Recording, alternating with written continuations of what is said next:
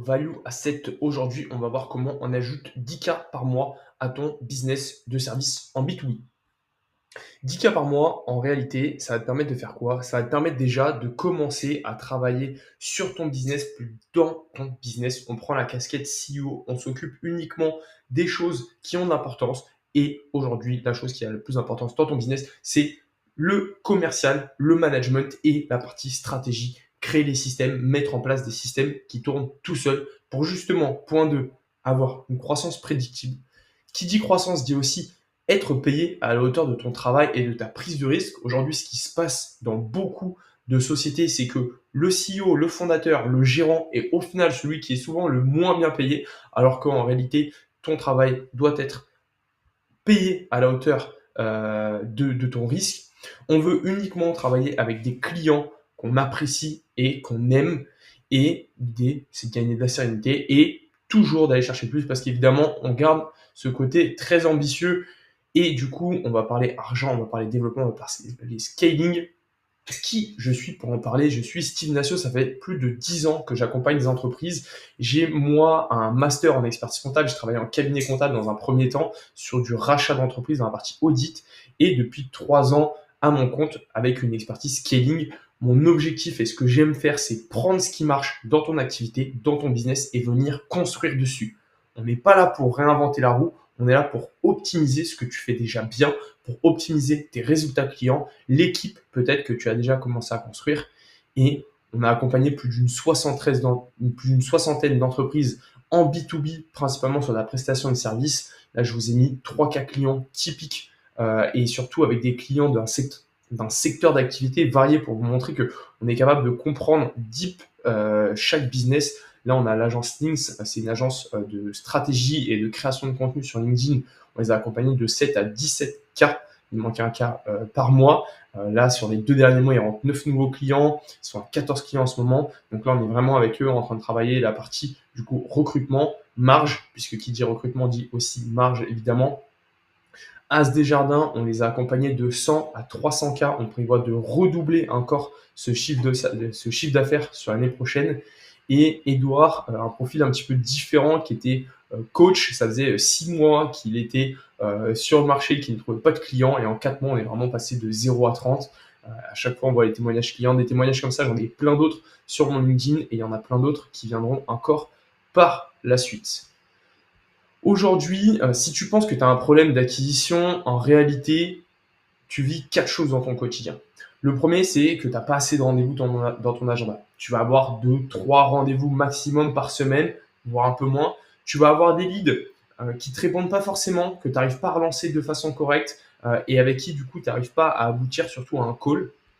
C'est les montagnes russes dans ton CA, tout simplement parce que ce qui va se passer, c'est qu'à un moment, tu vas dire, OK, là, il faut que je me bouge, je prospecte à fond. Donc, tu mets en place un process d'acquisition et ce qui se passe, c'est que ça marche. Donc, tu vas closer, tu vas faire souvent ton plus gros mois de chiffre d'affaires. Mais à ce moment-là, ce qui se passe, c'est que tu vas devoir délivrer. Donc, tu vas réduire ta cadence commerciale, voire même l'arrêter parce que tu n'as plus du tout de bande passante. Et en fait, un gros mois est souvent suivi d'un petit mois parce que justement, en fait, tu peux pas être à la fois bon sur l'acquisition et sur le delivery si tu n'as pas de système en place. Et le quatrième point, c'est qu'on a des leads qui tombent un peu au fil des rencontres. Il n'y a pas de prédictibilité dans les leads. Aujourd'hui, ce que tu vis, c'est dû à 3 choses. La première, c'est ton offre qui est mal positionnée ou du moins qui a encore à travailler. Souvent, ce qui se passe, c'est que la valeur perçue par tes prospects n'est pas à la hauteur de ton expertise et tu as aussi beaucoup de sur-mesure. Donc, ça ne te permet pas de standardiser et donc de maîtriser tes prix, ton delivery. Ton acquisition dépend principalement du bouche à oreille et du réseau. Pour moi, c'est un des leviers les plus importants, les plus puissants, mais ça demande du temps et c'est surtout pas prédictible. Et donc, du coup, qui dit pas de prédictibilité, dit pas de croissance maîtrisée. Et donc, on reste toujours dans un business, dans un système qui n'est pas autonome.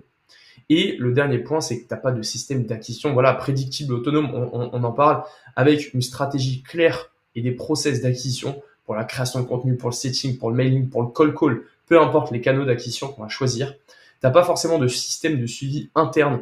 Je parle tout simplement d'un CRM qui te permet de suivre tes prospects, de les relancer et pas ou peu de process commerciaux. Justement, on intègre là-dedans toutes les relances, tous les follow-up. Ça, il y en a peu ou pas du tout.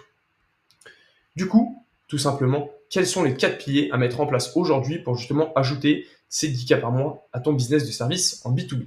Le premier, c'est déjà de la clarté stratégique. Moi, ce que je trouve important, c'est de savoir où on emmène le business. Où on emmène le business en termes de chiffre d'affaires, en termes de nombre de clients, d'équipe, de rémunération personnelle, on en parlait tout à l'heure, mais aussi d'équilibre de temps perso, pro-perso. Si tu es là aujourd'hui et que tu regardes cette vidéo, c'est que on se connaît, tu sais que j'aime la performance, mais la performance pas uniquement dans le business, la performance aussi dans le sport, dans mes relations, en tant que compagnon, en tant que beau-père. Donc tout ça, c'est important de cadrer ça pour que justement on sache exactement où on va et quels sont les leviers qu'on va pouvoir atteindre. Donc ça, c'est vraiment important derrière de poser chacun de tes objectifs avec des KR, des key results qui vont nous permettre à chaque fois dans la continuité de savoir est-ce que on est sur la bonne route ou pas pour atteindre ces objectifs. Deuxième pilier à travailler, c'est ton offre. Je veux, et il faut surtout, qu'elle soit claire, premium, qu'on ait une cible précise pour justement avoir un message clair et percutant à chaque fois. L'idée, c'est de se différencier de notre concurrence, de votre concurrence, de prendre ce qui marche chez vous et d'en faire vraiment l'élément différenciateur. Et là, je prends l'exemple de Lynx, par exemple. Eux, c'est pas une agence de création de leads B2B. Non, ce qu'ils voient et ce que leurs clients apprécient, c'est le fait de transformer LinkedIn en levier business. Autant pour la partie acquisition, évidemment, mais aussi recrutement, branding, image de marque. Et c'est ça que leurs clients cherchent. Donc en fait, c'est là-dessus qu'on a capitalisé et c'est ça qui fait qu'aujourd'hui, voilà, ils sont une agence spécialisée sur LinkedIn, c'est pas une agence de génération de leads et ça fait toute la différence parce que tu parles à une cible qui est beaucoup plus précise. Et du coup, une cible plus précise dit aussi une cible plus facile à aller la chercher. C'est le troisième point, c'est le fameux système d'acquisition. On veut un système d'acquisition. Là, je vous parle uniquement de LinkedIn parce que pour moi, LinkedIn, c'est un réseau qui est suffisamment large pour aller ajouter 10 cas par mois à votre business. LinkedIn, on va avoir deux aspects. On va avoir une partie création de contenu. Je referai un value asset sur cette partie-là parce que ça va demander quand même beaucoup de travail et surtout beaucoup de temps. Et aujourd'hui, on veut des résultats qui sont concrets, 10 cas par mois. C'est quelque chose qui peut aller facilement chercher avec la prospection. Et la prospection, elle va se distinguer en deux aspects. Une partie inbound, une partie outbound. Inbound, c'est des gens qui vous ont vu, soit à travers vos posts, qui sont du coup venus visiter votre profil, qui ont fait des demandes de connexion. Ça, ces gens-là, on les trouve un peu partout. On les trouve sur nos posts. Tu vois, là, typiquement, on est à Benjamin, Billy, Hugo, qui rentrent exactement dans ma cible. On les trouve dans les visites de profil. Tu vois, là, c'est intéressant. On voit encore un CEO, nos créateurs de l'acquisition. Donc ça, c'est une agence. Gérant chez N Ventilation, ça, c'est plus un entrepreneur artisan qui font aussi partie de notre cible. Et dans les demandes de connexion et le réseau qu'on ajoute, encore une fois, on voit notre cible, elle est là. Du e-commerce, voilà, du système d'acquisition, de l'agence web, du studio podcast. Ça va être de l'inbound. C'est des gens qui nous ont vus, qui viennent vers nous. Ensuite, on va avoir de l'outbound. L'outbound, la chose que personne ne fait aujourd'hui, parce que en réalité, c'est chiant, c'est de faire des listes. Il nous faut des listes. Et Sales Navigator est un très bon outil pour ça. On peut aller filtrer avec plusieurs intent data, justement, de est-ce qu'ils sont en train de recruter, est-ce qu'ils ont fait des levées de fonds, etc. Et en fait, il nous faut des listes. Pourquoi? Parce qu'il nous faut du volume d'acquisition. En fait, il y a un moment, l'acquisition, c'est des stats. Et je sais que si j'envoie tant de demandes, je vais avoir 40%, 50% de taux d'acceptation. Sur chacun de mes messages d'ouverture, je vais avoir peut-être un petit peu plus 60, 70%. Je sais que je vais booker un call dans 10% du temps. Ce n'est que de la logique chiffrée. Et donc, pour pouvoir maîtriser et prédire notre croissance, rien de mieux que de maîtriser cet aspect outbound. Mais du coup, une fois qu'on a tous ces leads, la partie la plus importante maintenant, ça va être le setting. J'aime bien cette partie-là. On peut aussi parler de cold call, on pourrait en parler, on pourrait parler de mailing. On peut aussi parler de multiplier les trois. Là, je voulais vraiment faire un focus sur le setting. Il faut qu'on ait une approche spécifique à toi pour qu'on puisse créer du lien, qualifier et emmener en call directement nos prospects. Et là, on voit que à chaque fois, j'arrive à avoir une approche qui est directe. Ici, typiquement, tac, c'est quoi vos objectifs de développement sur 2026? Ça me permet de les qualifier directement en termes de CA, moi de les qualifier aussi en termes de problématiques, tu vois. Et on voit, hein, c'est l'offre, on voit que c'est l'acquisition. Là, au contraire, je vais plus aller chercher de l'humour. Non, c'est le vrai moi, mort de rien, etc. Parce que c'est une cible qui est un petit peu plus différente. J'avais vu qu'il était plus jeune, etc. Donc, j'adapte aussi mon discours à la cible. Et donc ça, vraiment, le setting, mettre en place une vraie routine de setting, ça c'est la partie système d'acquisition. Et le quatrième pilier, en réalité, c'est juste un système de pilotage interne. En fait, chaque effort que tu mets dans ton quotidien doit pouvoir être suivi, doit pouvoir être maîtrisé. Et un système de pilotage interne, c'est la seule chose qui permet de faire ça. Nous, on aime beaucoup travailler avec Airtable, on travaille avec Airtable pour nous, on travaille avec Airtable aussi pour nos clients. Et donc, on aime bien voir Airtable de façon très simple dans un premier temps, sur 3 piliers, le pipeline, la partie CRM, la partie gestion de projet et la partie pilotage du business. La partie pipeline, hein, c'est un CRM, c'est simple, on veut juste connaître nos prospects, nos opportunités, pouvoir les follow-up et pouvoir aussi faire de la projection financière. Ça, c'est intéressant, ça va nous permettre vraiment de projeter la trésor qui peut arriver.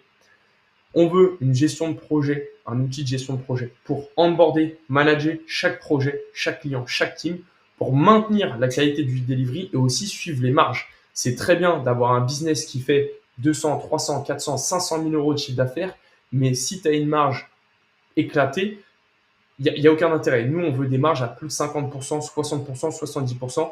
Et pour ça, si tu n'as pas un outil qui te permet de gérer le projet, comme ici typiquement, qui te permet derrière de venir récolter la data de la part de tes collaborateurs pour savoir le temps qu'ils ont passé, etc. dessus, tu ne peux pas maîtriser cet aspect. Et le quatrième, c'est un peu le côté pilotage de data, commercial, santé financière, analyse des stats. C'est ce qui permet de piloter. Tu vois, on parlait tout à l'heure des projections financières. Là, on sait qu'on a 24 devis qui ont été créés ce mois-ci, qu'il en reste 11 à lancer. On attend la réponse de 12, ça fait à peu près 50 k de CA. C'est ce qui nous permet de se projeter sur le business. Et si ça t'intéresse justement qu'on puisse découper un petit peu ton business sur ces 4 piliers, qu'on puisse te donner un retour complet sur ton business et qu'on te mette en place une stratégie exacte pour ajouter 10 k par mois à ton business de service en B2B, n'hésite pas à envoyer un message après cette vidéo, mettre un commentaire et on s'organise un call pour en discuter ensemble. Voilà, je te laisse pour ce moment et je te dis à bientôt pour le prochain Value Asset. Peace.